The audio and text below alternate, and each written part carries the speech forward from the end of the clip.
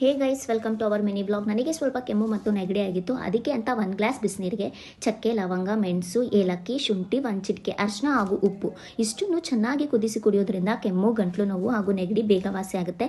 So ನಾನು ಇದೇ ರೆಮಿಡಿನ try ಮಾಡೋದು, ನೀವು ಒಂದ್ಸತಿ ಟ್ರೈ ಮಾಡಿ.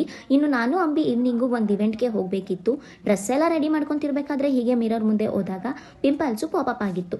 ಏನು ಮಾಡೋದು ಅಂತ ಪರ್ಪಲಿಂದ ಕಾರ್ಮೆಸಿ ಅವರ ಪಿಂಪಲ್ ಪ್ಯಾಚಸ್ನ ಆರ್ಡರ್ ಮಾಡಿದೆ. ವಿತಿನ್ 2 ಅವರ್ಸಲ್ಲಿ ಡೆಲಿವರಿ ಆಯಿತು. ಇನ್ನು ಇದರಲ್ಲಿ ಸಲಿಸಲಿಕ್ ಆಸಿಡ್, ನೀಮ್ ಹಾಗೂ ಸೀಕಾ ಇರೋದ್ರಿಂದ ಪಿಂಪಲ್ಸ್ನ ಸೇಫ್ ಆಗಿ ಹೀಲ್ ಮಾಡುತ್ತೆ. ಹಾಗೆ ಡಿಫ್ರೆಂಟ್ ಸೈಜ್ ಪ್ಯಾಚಸ್ ಕೂಡ ಅವೈಲಬಲ್ ಇದೆ. ಇದನ್ನ ಜಸ್ಟ್ ಪಿಂಪಲ್ಸ್ ಮೇಲೆ ಸ್ಟಿಕ್ ಮಾಡಿ 6 to 8 ಅವರ್ಸ್ ಬಿಡೋದು ಅಷ್ಟೇ. ಅಷ್ಟರಲ್ಲಿ ನಾನು ನನ್ನ ಕೆಲಸನೆಲ್ಲ ಮುಗಿಸ್ಕೊಂಡೆ.